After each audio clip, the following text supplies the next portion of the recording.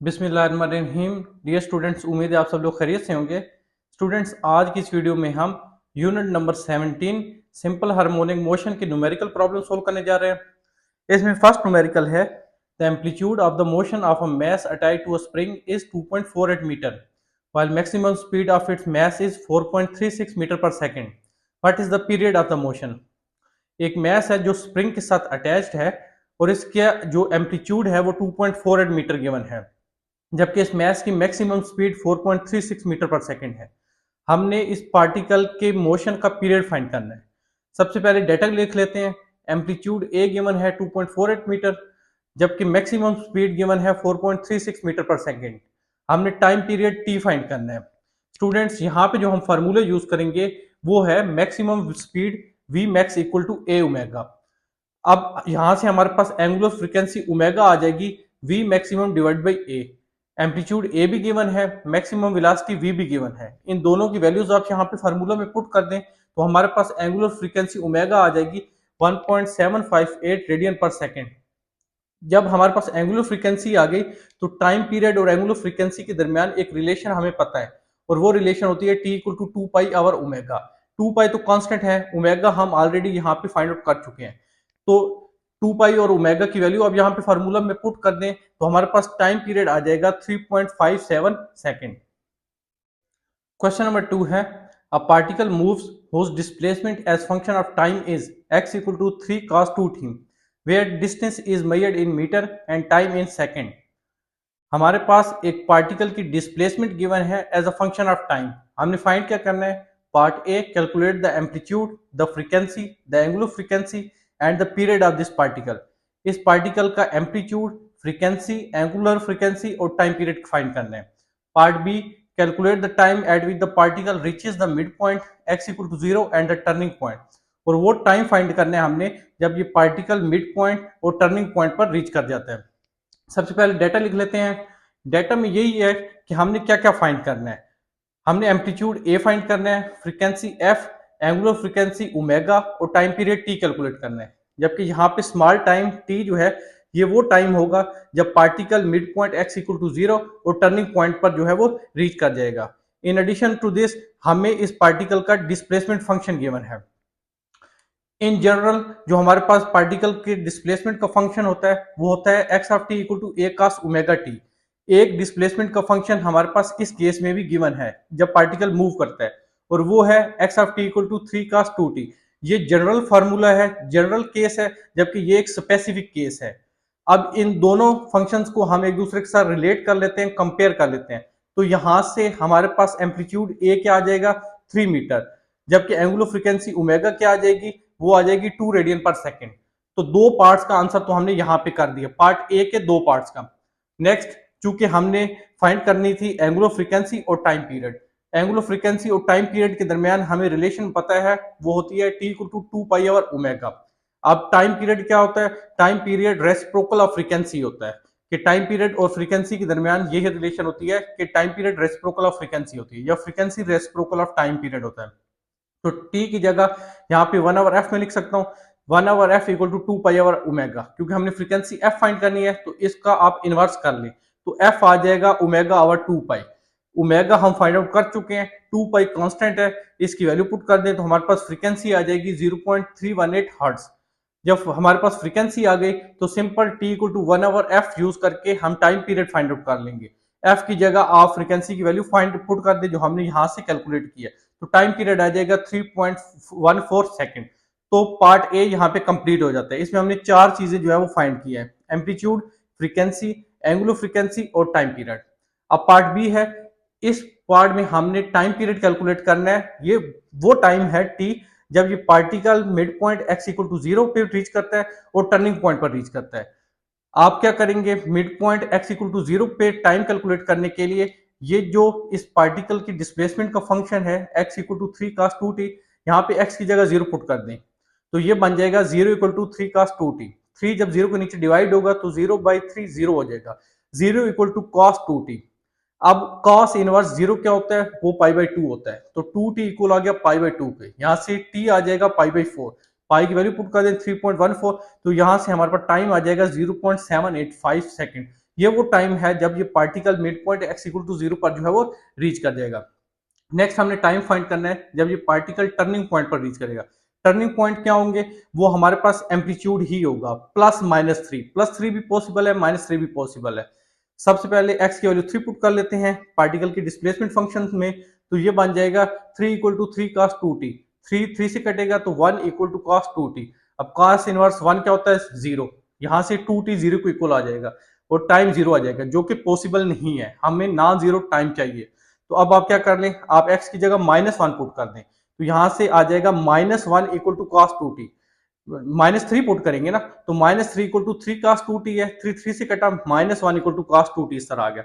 अब cos inverse -1 क्या होता है, वो पाई के इक्वल होता है, कि cos जो 180 होता है उसका आंसर -1 आता है। यहाँ से t आ जाएगा π/2, पाई की वैल्यू पुट कर दें तो टाइम हमारे पास आ जाएगा 1.57 सेकेंड। तो ये वो टाइम है जो रिक्वायर्ड होगा पार्टिकल को टर्निंग पॉइंट पर जो है वो रीच ऑन करने के लिए।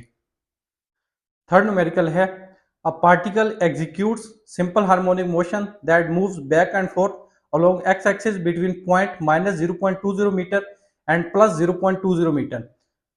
The period of the motion is 1.2 second. At the time t equal to 0, the particle is at 0.20 meter and its velocity is 0. एक पार्टिकल है जो सिंपल हार्मोनिक मोशन एग्जीक्यूट कर रहा है, ये particle back and forth move कर रहा है along x axis between point -0.20 metre and +0.20 metre. इस पार्टिकल की मोशन का पीरियड 1.2 सेकेंड है। जब time t equal to 0 second होता है तो ये particle at the point x equal to 0.2 metre distance होता है और इसकी वेलोसिटी यहाँ पर 0 होती है। हम फाइंड क्या करना है, part A, what is the frequency of the motion at the angular frequency, कि फ्रीक्वेंसी क्या होगी मोशन की और एंगुलर फ्रीक्वेंसी क्या होगी। Part B, what is the amplitude of the motion, हमने मोशन का एम्पलीट्यूड फाइंड करना है। Part C, at what time will the particle reach the point x equal to 0, at what time will the particle reach the point x equal to 0.10 metre. Part C में हमने वो time calculate करना है जब ये particle point x equal to 0 पे reach करेगा और वो टाइम जब ये particle point x equal to 0.10 metre distance पर रीच करेगा। और लास्ट में पार्ट डी में हमने फाइंड करना है what is the speed of the particle when it is at x equal to 0, कि जब ये particle x equal to 0 point पर होगा तब इस पार्टिकल की स्पीड क्या होगी, और इस पार्टिकल की स्पीड क्या होगी जब ये particle at point x equal to 0.10 metre distance पर होगा। तो सबसे पहले डाटा लिख लेते हैं। ये सारी चीजें जो है मैंने यहाँ पे लिख दी हैं। ये बेसिकली ये जो पॉइंट है जिसके अलोंग एक्स एक्सिस के along particle back and forth move कर रहा है, ये एम्पलीट्यूड है और ये 0.20 मीटर है। टाइम पीरियड गिवन है 1.2 सेकेंड। हमने फ्रीक्वेंसी फाइंड करनी है, एंगुलर फ्रीक्वेंसी फाइंड करनी है, amplitude of motion a find करना है, टाइम फाइंड करना है जब ये particle x equal to 0 point पर रीच करेगा, और टाइम फाइंड करना है जब ये particle x equal to 0.10 metre distance पर रीच करेगा। जब ये particle x equal to 0 point पर रीच करेगा तब पार्टिकल की स्पीड क्या होगी, और पार्टिकल की स्पीड क्या होगी जब ये x equal to 0.10 metre distance पर जो है वो रीच करेगा। ये सारी चीजें हमने कैलकुलेट करनी है। स्टूडेंट्स, चूंकि हमें मोशन का टाइम पीरियड गिवन है और हमें पता है फ्रीक्वेंसी इक्वल होती है 1 आवर टी के, यहाँ पे टाइम पीरियड की वैल्यू पुट कर दें, यहाँ से फ्रीक्वेंसी आ जाएगी 0.833 हर्ट्ज। नेक्स्ट, जब लीनियर फ्रीक्वेंसी आ गई तो लीनियर फ्रीक्वेंसी और एंगुलर फ्रीक्वेंसी के दरमियान रिलेशन होती है omega equal to 2 pi f. 2 pi constant है, 2 पाई को फ्रीक्वेंसी से मल्टीप्लाई कर दें आप तो एंगुलर फ्रीक्वेंसी आ गई 5.24 रेडियन पर सेकेंड। एम्पलीट्यूड ऑलरेडी हमें क्वेश्चन में गिवन है जो हम डाटा में लिख चुके हैं 0.20 मीटर। नेक्स्ट क्या करना है, next x equal to A cos omega t, ये हमारे पास पार्टिकल की डिस्प्लेसमेंट का फंक्शन होता है इन जनरल। हमने टाइम फाइंड करना है जब ये particle x equal to 0 point पर रीच करेगा, तो आप इस फंक्शन में x की जगह 0 पुट कर दें तो ये फंक्शन बन जाएगा 0 equal to A cos omega T. 0 divide by A तो 0 हो जाएगा, 0 equal to cos omega T. Cos inverse 0 pi by 2 के इक्वल होता है, यहां से t आ जाएगा पाई ओवर 2 ओमेगा। पाई की वैल्यू 3.14 होती है जबकि ओमेगा एंगुलर फ्रीक्वेंसी है और ये हम कैलकुलेट कर चुके हैं 5.24। यहां से टाइम आ जाएगा 0.30 सेकेंड। ये वो टाइम है जो पार्टिकल को रिक्वायर्ड होगा, ये वो टाइम है जो पार्टिकल जब x इक्वल टू 0 पॉइंट पर रीच करने के लिए जो है उसे रिक्वायर्ड होगा। नेक्स्ट, जब particle x equal to 0.10 metre distance पर होगा तब क्या टाइम होगा, उसके लिए आप इस फंक्शन में ये जो फंक्शन हमने लिखा है x की जगह 0.10 पुट कर दें, तो ये बन जाएगा 0.10 इक्वल टू 0.20, चूंकि एम्पलीट्यूड हमारा 0.20 है, cos ओमेगा टी यहाँ डिवाइड कर दें तो cos ओमेगा टी आ जाएगा 0.5, यहां से ओमेगा टी आ जाएगा पाई बाई 3, क्योंकि cos इनवर्स 1/2 पाई बाई 3 के इक्वल होता है, और t आ जाएगा pi by 3 omega. Pi by 3 constant है, ओमेगा हमने ऑलरेडी फाइंड आउट किया हुआ है, तो यहां से टाइम आ गया 0.20 मीटर। ये वो टाइम है जो पार्टिकल को x equal to 0.10 metre distance पर जो है रीच करने के लिए जो है वो रिक्वायर्ड होगा। और लास्ट में चूंकि हमने स्पीड फाइंड करनी है कि जब particle x equal to 0 point पर होगा तब इसकी क्या स्पीड होगी, और जब ये particle point x equal to 0.10 metre distance पर होगा तब इसकी क्या स्पीड होगी। तो हमने इक्वेशन यूज करनी है v equal to omega square root a square minus x square. जब ये particle point x equal to 0 पर होगा तब आप इस इक्वेशन में x की जगह 0 पुट कर दें, तो ये बन जाएगा v equal to a omega, क्योंकि स्क्वायर रूट से खत्म हो जाएगा, so v equal to a omega. A amplitude है जिसकी वैल्यू गिवन है, ओमेगा एंगुलर फ्रीक्वेंसी हमने फाइंड आउट की हुई है, तो यहां से हमारे पास स्पीड आ जाएगी 1.05 मीटर पर सेकंड। और लास्ट में इस इक्वेशन में आप x की जगह 0.10 मीटर जो है वो पुट कर दें, एम्पलीट्यूड की वैल्यू ऑलरेडी हमें पता है, तो यहां से स्पीड आ जाएगी 0.91 मीटर पर सेकंड। तो जब particle x equal to 0.10 metre distance पर होगा तब इस पार्टिकल की स्पीड 0.91 मीटर पर सेकंड होगी। क्वेश्चन नंबर 4 है, a mass of 8 kg is attached to a spring and oscillates with amplitude of 0.25 meter and has a frequency of 0.60 hertz. What is the energy of the motion? एक mass है जो कि spring के साथ attached है और oscillate कर रहा है, और इसका एम्पलीट्यूड 0.25 मीटर है जबकि फ्रीक्वेंसी 0.6 हर्ट्ज है। हमने इस मोशन की एनर्जी फाइंड करनी है। सबसे पहले डाटा लिख लेते हैं। मैस गिवन है 8 kg, एम्पलीट्यूड 0.25 मीटर है जबकि फ्रीक्वेंसी 0.60 हर्ट्ज है। एनर्जी ई फाइंड करनी है। यहाँ पे जो हम फार्मूला यूज करेंगे एनर्जी को फाइंड करने के लिए वो है e equal to half m omega square a square. Mass भी हमें गिवन है, एम्पलीट्यूड ए भी गिवन है, एक पैरामीटर अननोन है वो हम कैलकुलेट करेंगे और वो है एंगुलर फ्रीक्वेंसी ओमेगा। एक अच्छी बात ये है कि लीनियर फ्रीक्वेंसी एफ हमें गिवन है और लीनियर फ्रीक्वेंसी और एंगुलर फ्रीक्वेंसी के दरमियान रिलेशन हमें पता है, omega equal to 2 pi f. 2 pi को आप मल्टीप्लाई कर दे फ्रीक्वेंसी जो कि 0.60 हर्ट्ज है, तो हमारे पास एंगुलर फ्रीक्वेंसी ओमेगा आ जाती है 3.77 रेडियन पर सेकेंड। सो हमारे पास एनर्जी आ जाएगी 1/2 8 इंटू 3.77 का होल स्क्वायर 0.25 का होल स्क्वायर। सो एनर्जी आ गई 3.6 जूल। क्वेश्चन नंबर 5 है हमारे पास, calculate the period and frequency of a 3.5 long pendulum at the following locations. हमने टाइम पीरियड और फ्रीक्वेंसी कैलकुलेट करनी है एक सिंपल पेंडुलम की लेंथ गिवन है 3.5 मीटर और लोकेशंस उसने हमें बता दी हैं। Part A eight Karachi where ji equal to 9.832 metre per second square. Eight Karachi जहां जी की value 9.832 metre per second square है, and eight K2 where ji equal to 9.782 metre per second square. सबसे पहले डाटा लिख लेते हैं। पेंडुलम की लेंथ गिवन है 3.5 मीटर, हमने फ्रीक्वेंसी एफ और टाइम पीरियड टी कैलकुलेट करना है। हमें पता है कि सिंपल पेंडुलम का टाइम पीरियड होता है 2 pi square root L by G. 2 pi constant है, length of pendulum L given है और वैल्यू ऑफ जी भी उसने हमें बता दी है। दो डिफरेंट लोकेशंस पे हम टाइम पीरियड और फ्रीक्वेंसी कैलकुलेट करने जा रहे हैं ना, तो पार्ट ए में हम एट कराची फाइंड कर रहे हैं। यहाँ पे वैल्यू ऑफ जी क्या है 9.832, यहाँ पे आप फार्मूला में जी की वैल्यू पुट कर दें, यहाँ से टाइम पीरियड आ जाता है 3.747 सेकेंड और फ्रीक्वेंसी इक्वल होती है 1 आवर टी के। टाइम पीरियड हम ऑलरेडी कैलकुलेट कर चुके हैं, यहाँ पे टाइम पीरियड की वैल्यू पुट कर दें तो फ्रीक्वेंसी आ जाएगी 0.2669 हर्ट्ज। लिहाजा ये टाइम पीरियड और फ्रीक्वेंसी है एट कराची। K2 के लिए आपने क्या करना है, सिंपल G की वैल्यू डिफरेंट है, लेंथ ऑफ पेंडुलम तो सेम है, तो G की जगह आप 9.782 पुट कर दें। सोल्व करें तो टाइम पीरियड आ जाएगा 3.757 second. Same using formula F equal to 1 over t, यहाँ पे टाइम पीरियड पुट करें तो फ्रीक्वेंसी आ गई 0.2662 हर्ट्ज। तो ये टाइम पीरियड और फ्रीक्वेंसी है एट K2 जहां पे G की वैल्यू 9.782 मीटर पर सेकेंड स्क्वायर है। 6 न्यूमेरिकल है, in a car engine a piston executes simple harmonic motion with amplitude of 0.41 meter. The engine is running at angular frequency of 2400 rpm जो कि 251 radian per second के equal होता है। What is the maximum speed of the piston.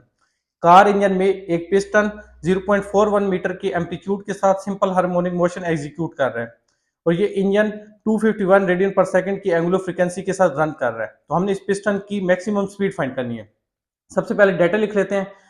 Amplitude given है 0.41 metre, angular frequency given है 251 radian per second. हमने maximum speed we max find करनी है।